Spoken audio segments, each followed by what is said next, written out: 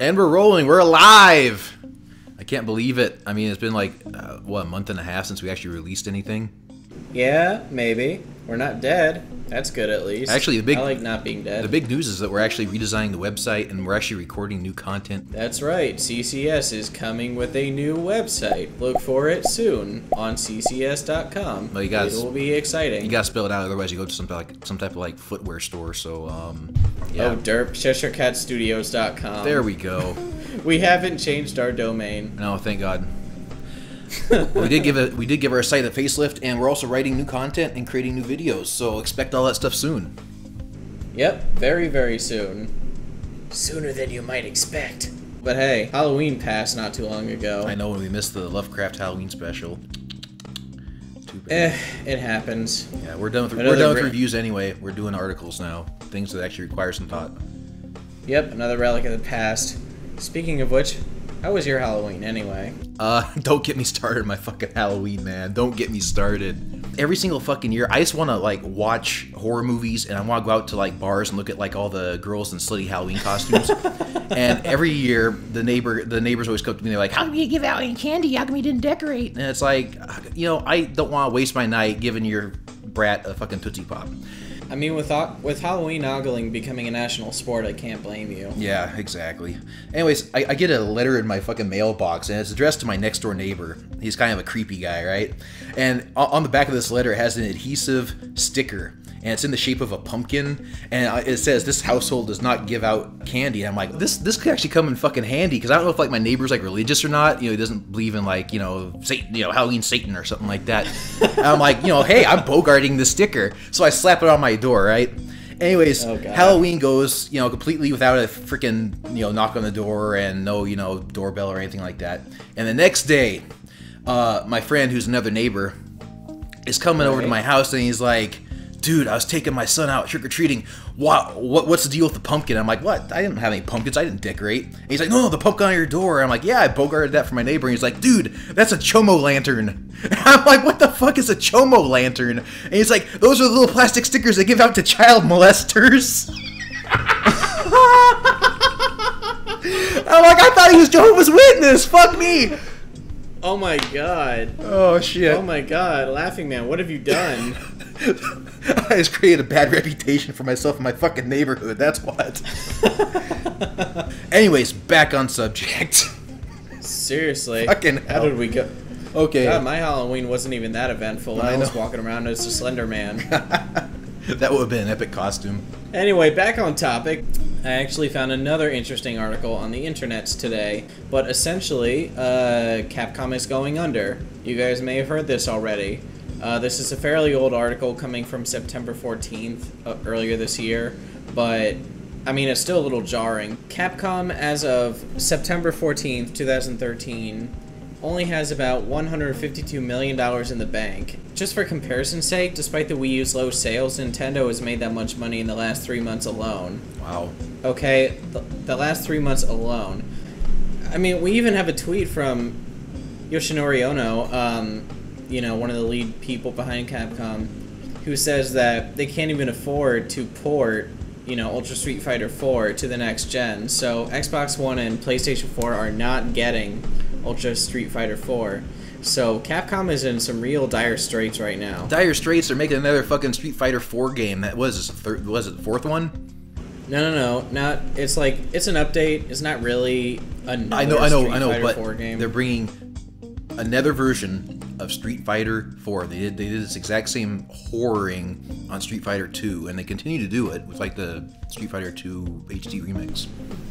Well, I mean, this is kind of why people don't want to buy their games anymore. I mean, this is why Capcom... That and Resident Evil 6.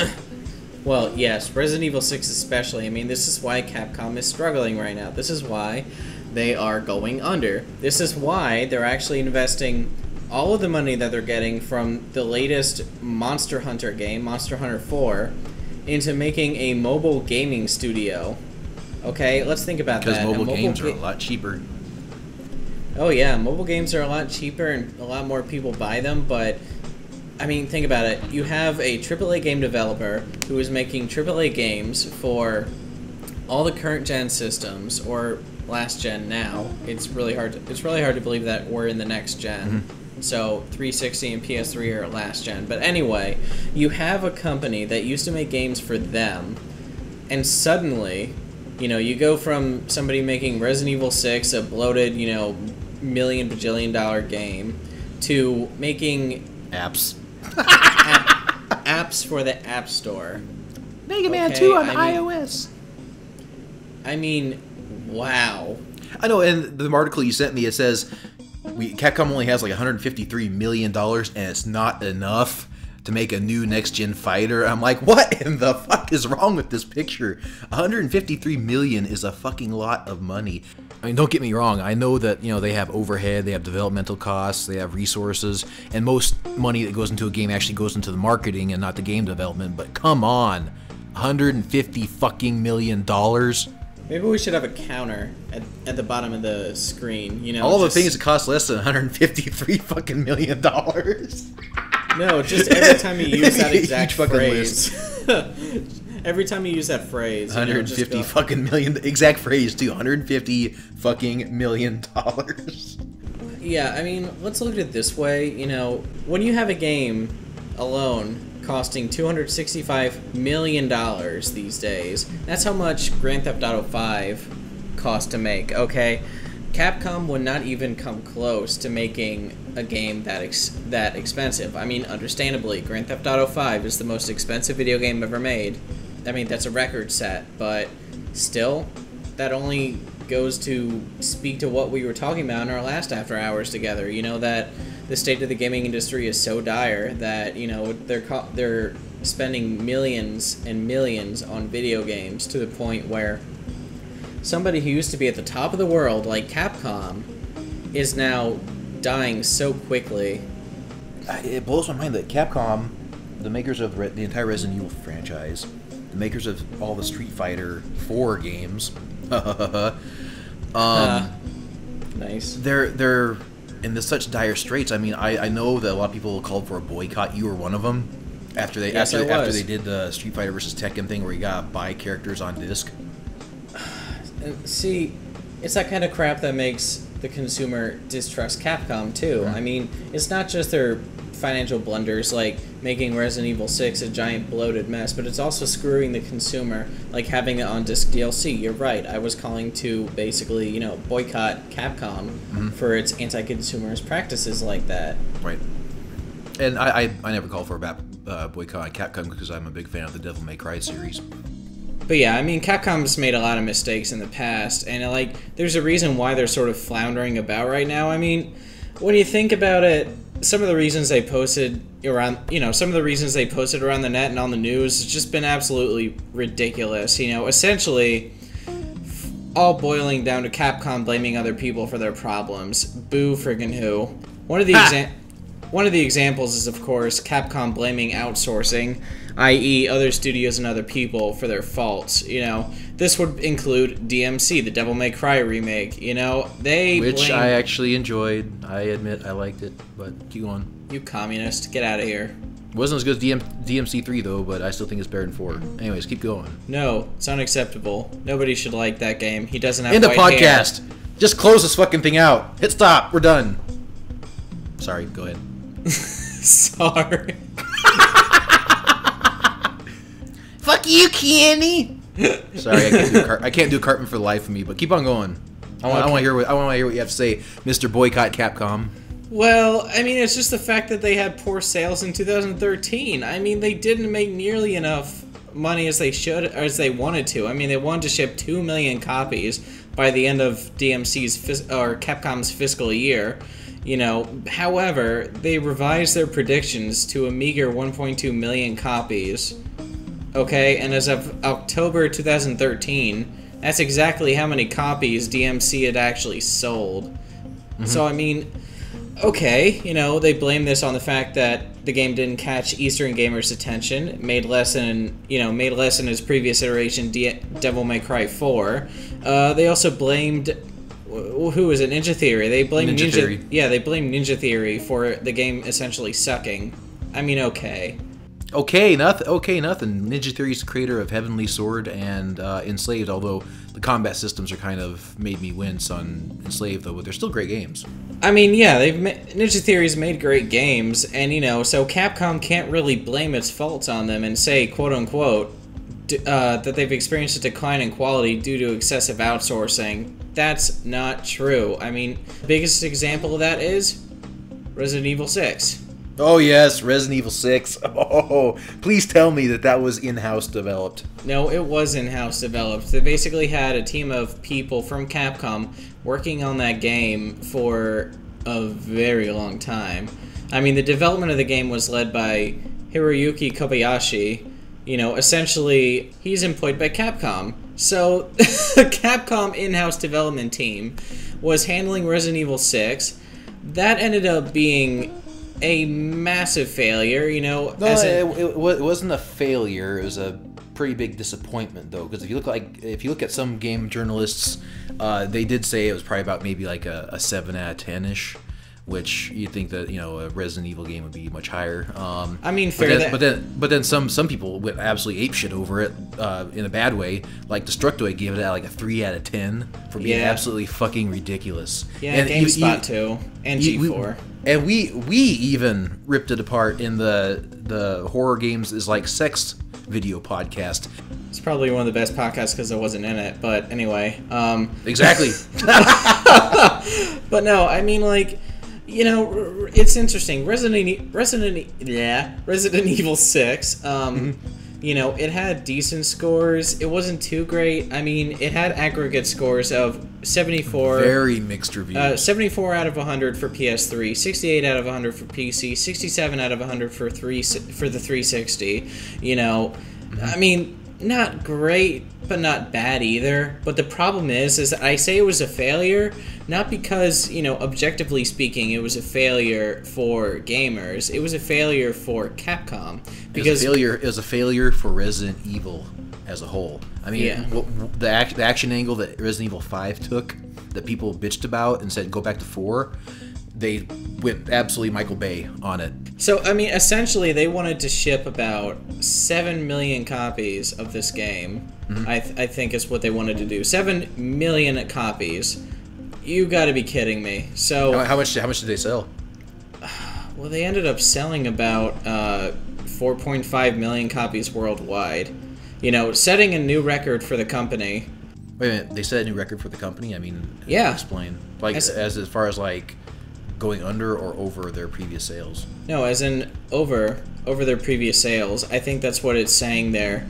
They sold 4.5 million copies, which I will say right here, to clarify, that figure marks the highest initial shipment ever for a Capcom game. So when you make a record like that, but the game is still a letdown for the company, I mean, are you joking me? Are you joking me? I mean, that only shows, like, you know, that only emphasizes our point from our last After Hours Together even more. You know, bloated budgets really don't work in your favor if it's a, you know, mediocre game.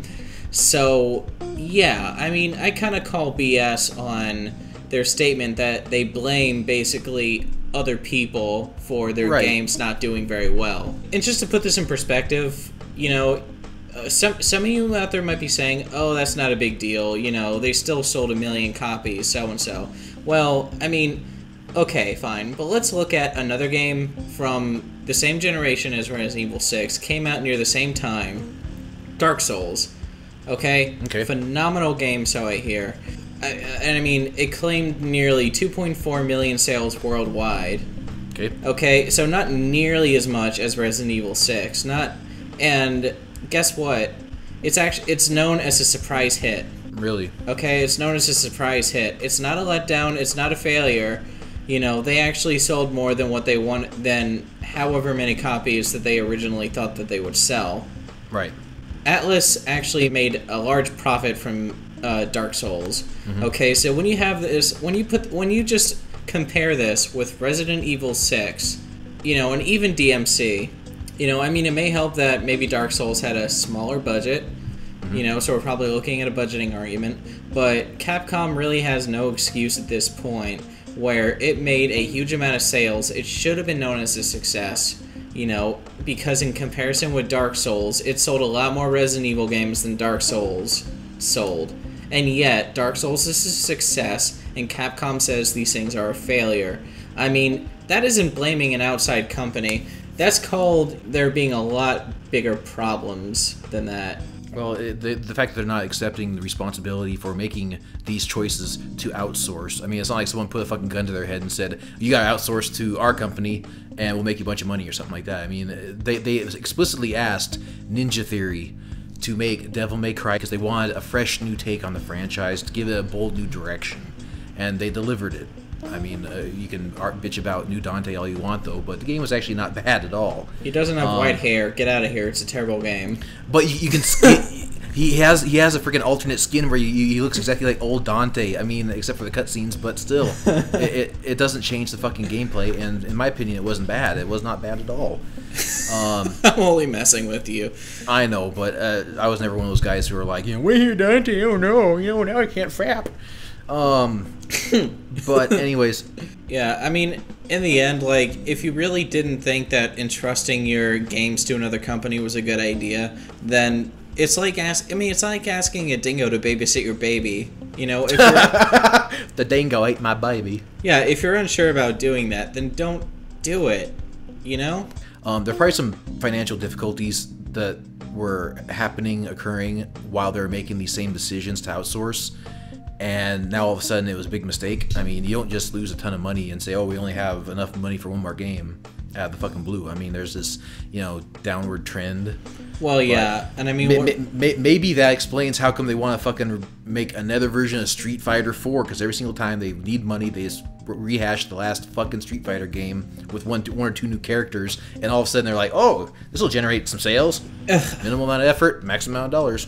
Yeah, and I mean, honestly, like, another boneheaded move that Capcom's made, really, that you know, Street Fighter won't even be able to save them from, is the fact that there has been insufficient coordination between marketing and the game development divisions in overseas markets. So basically, people don't know that Capcom games are coming out. They're not properly advertising what Capcom games are all about. If one of your big reasons for disappointing sales is the fact that you have insufficient coordination between the marketing and the game development divisions in overseas markets, whose fault is that? That's not the marketer's fault, that's the fucking game company's fault. I mean, a marketer can't pull marketing information out of his ass. No, they can't. I mean, consumers... I mean, look, actually, another good point of comparison. It's like what happened with the Wii U. I mean, the Wii U is, you know, doing slightly better. Mm-hmm.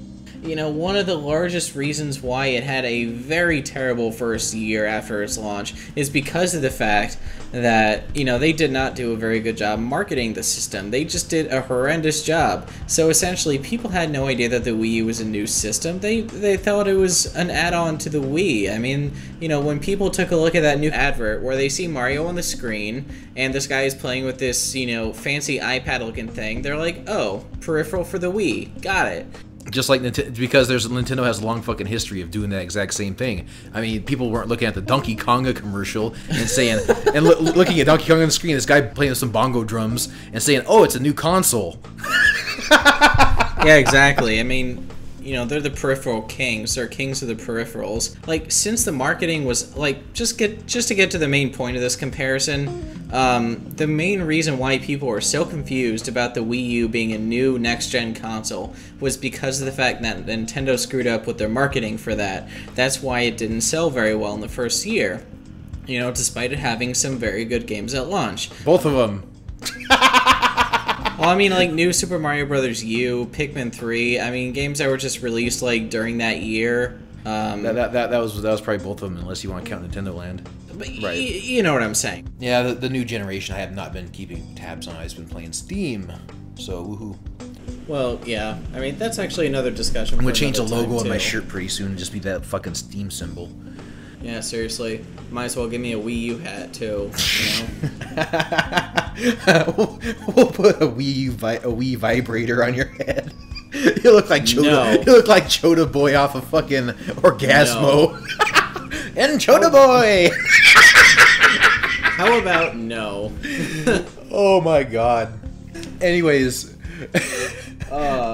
They screwed up with the marketing, and the Wii U is only now, like, starting to pick up, just like the 3DS, like, very recently started to pick up. So, I mean, on the one hand, I can see where Capcom's coming from in that respect, where they didn't really market very well, but on the same token, whose fault is that for not marketing their games very well? Exactly. I mean, it's like if Pepsi was to make a Pepsi and Mountain Dew hybrid.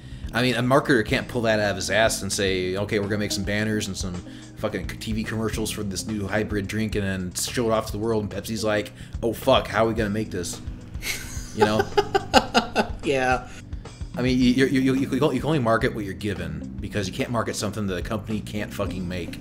Well, exactly. Not that it's hard to make, you know, a cross between two different sodas because it's called a graveyard, but I thought it was called a suicide. Either one. I always call them graveyards because that's where all the drinks go to die.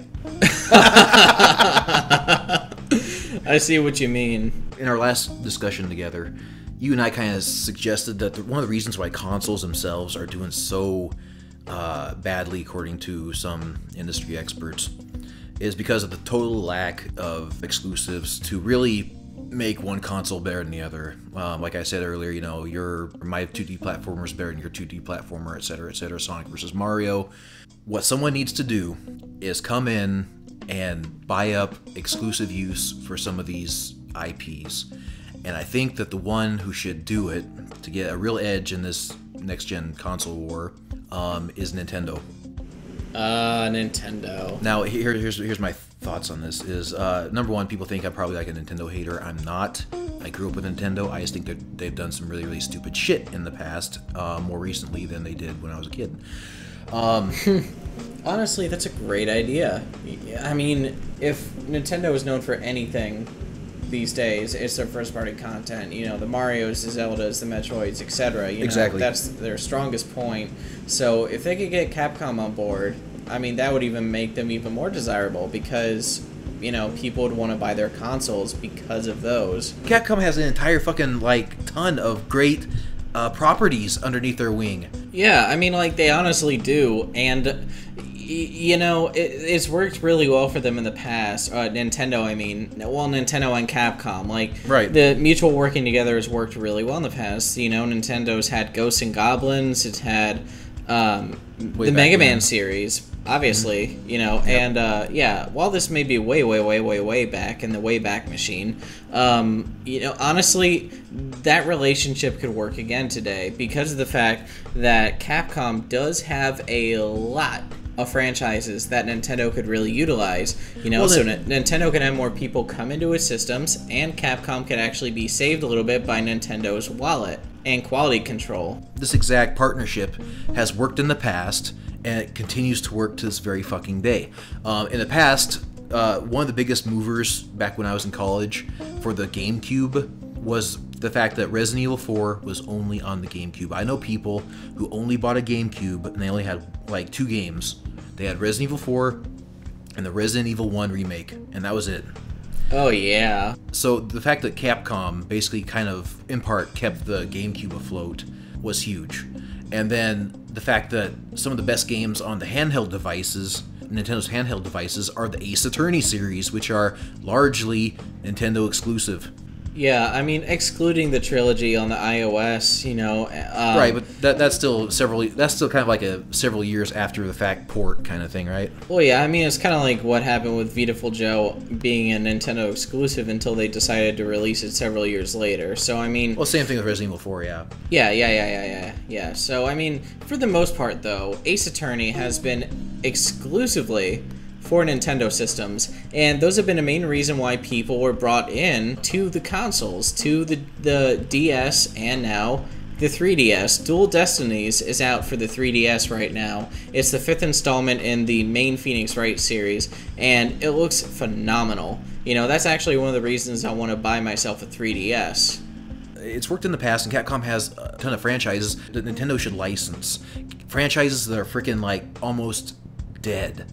I'm not saying that, like, you know, Raccoon Tail Mario should be circling over top of Capcom like a fucking buzzard, but what I am saying is that there's opportunity there to That's a really funny mental image. Oh, It looks like he's going to die. It's a time to eat. It's time to pick the carcass. But anyways, and he was so close to water, little fucker. Now I'm starting to sound like Bela Lugosi from fucking Ed Wood. Let's shoot these fucker. Anyways, I mean, imagine a new Ghosts and Goblins game. You know, classic 2D action. You know, hard as hell. HD sprites like they did with the Super Street Fighter 2 Turbo Remix HD, whatever the fuck it was called. And the DuckTales. And DuckTales was a good example. I'm not exactly sure how well it sold, and I know it was kind of about 66% on Metacritic.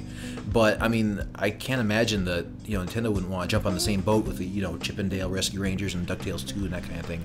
Yeah. And if you want even more obscure games, you can go all the way to like Beautiful Joe, Strider, Onimusha. The game I'm thinking of is a spin-off of Ghosts and Goblins, and it's the Gargoyles Quest / Demon's Crest games. Oh, yeah. I would murder anybody for a brand new Demon's Crest game, because if you have not emulated the shit out of this game or even buy it, find it, buy it, keep it, Demon's Crest for the Super Nintendo is one of the best fucking platformers you'll ever fucking play. If Nintendo made Demon's Crest 2 for the Wii U, I would be the first person in the fucking line. I'd be down at the GameStop right now buying it. Or Amazon, because I hate GameStop. Oh, yeah.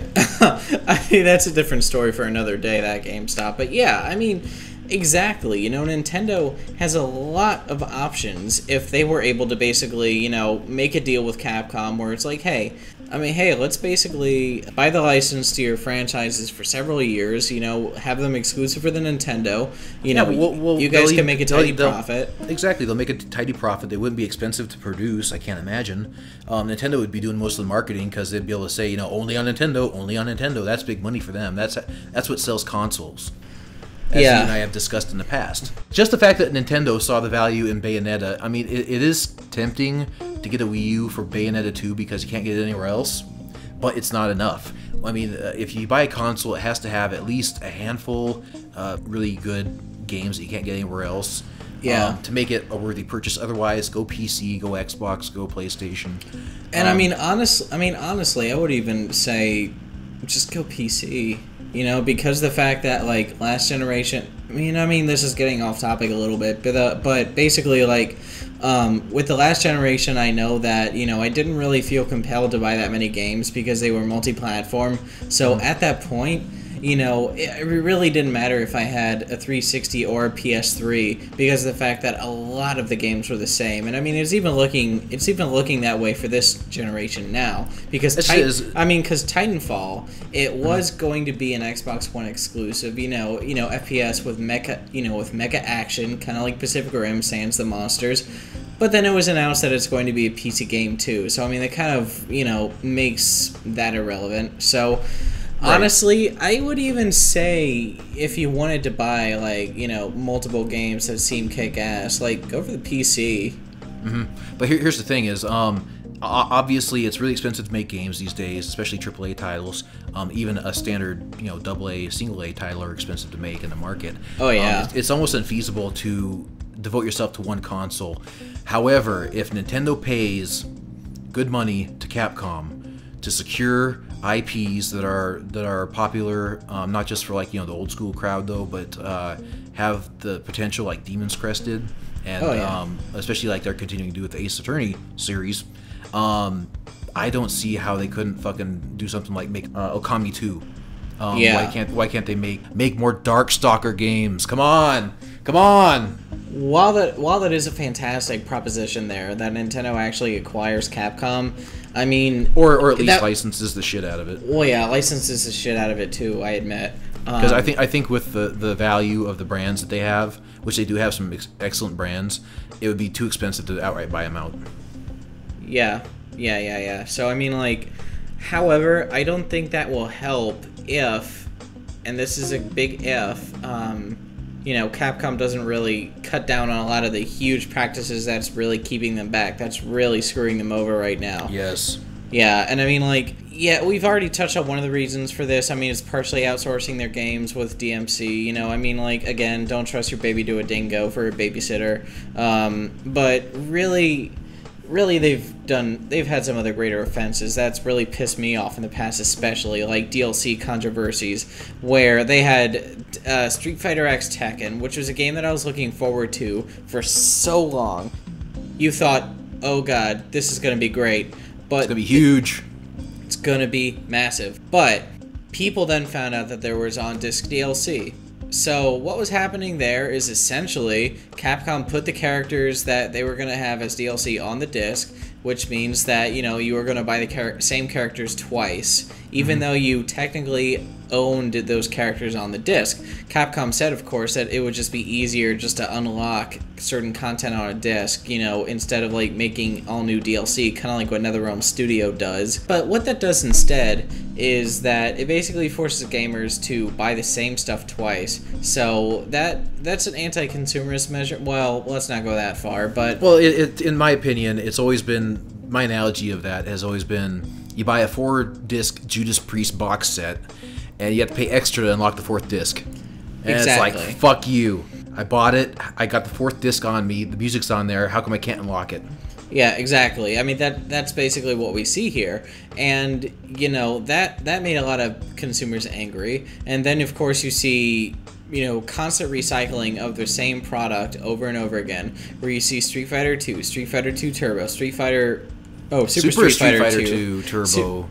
Super Street Fighter 2 Turbo, Super Street Fighter 2 Turbo HD Remix, Super Street Fighter 4, Super Street Fighter 4, Super Street Fighter 4 Arcade Edition, Ultra Super Street Fighter 4. Ugh. Yeah, I mean, where does it end? When Super Street Fighter 4 came out, I immediately thought, I'm not going to buy this because there's going to be a brand new version in a couple of years. You know, I should have thought that way, honestly. That's why I didn't buy Super Street Fighter 4 Arcade Edition. Because even though it had 2 characters that I absolutely had no interest in, I was like, ugh, again? Really?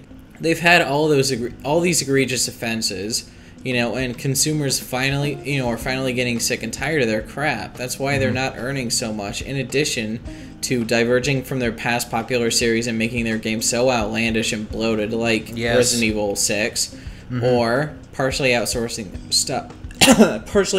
their stuff, or, you know, failing to advertise their stuff overseas. I mean, they've made so many screw-ups that even if Nintendo purchased them, or at the very least licensed their stuff, Capcom will not last. Capcom will not make a profit if it keeps doing this stuff. You know, they have a lot of interior issues. Exactly. You can't sustain a business like this. I mean, honestly, I've also seen speculation around the internet where, you know, if Capcom goes down, then people are, you know, then the whole industry is going to go down with them. I would say not. It'd be like one of the deaths of one of the car companies. You know, like maybe Hyundai goes down, or Nissan goes down, or Ford goes down, or something like that. I mean, someone else will come up and, you know, take the place. It's just like THQ. You know, THQ maybe not as big as Capcom ever was, but they had some decent franchises, and what happened was they went under, and other companies bought up the franchises. I mean, Saints Row 4. Yeah, exactly. That's what happened. I think that one of the commentators that I found this news from was Review Tech USA on YouTube. You know, I've been watching him for a little bit now, but that was one of the things that really struck me because I disagreed with it. Because honestly, I don't see Capcom being that important, as you said. Yeah, it's not the fucking cornerstone of the gaming industry. I mean, if Xbox and PlayStation went down at the same time, yeah, something big's happening, but not fucking Capcom. Not a developer whose games are kind of at the moment. We're doing fine. We'll do fine without Capcom. Free markets, baby. Libertarian 101. Yeah, essentially. You know, if a company is doing poorly, then, I mean, they're making a lot of mistakes that may cause them to do poorly. So, I mean, I think the most humane thing that you can do is just let the company die. In the words of Ron Swanson, that would be like giving food to a mortally wounded animal instead of slitting its throat and properly utilizing its meat and pelt. Oh, God. I fucking love that quote. So that was our thoughts on Capcom. What do you guys think? Do you think they should go under? Do you even care? Really? Do you even care at this point? You know, what do you guys think will be the future for Capcom?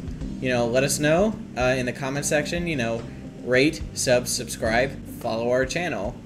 And visit our brand new website, which is going to be revealed very shortly. And if you're ever in my neighborhood, the rumors aren't true. I have candy.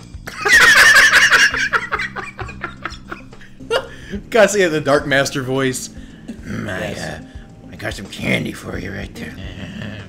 Oh boy! I sound like I'm about ready to molest Mickey Mouse. Oh boy! Jesus, knock it off, Kenny. We're done. We are done.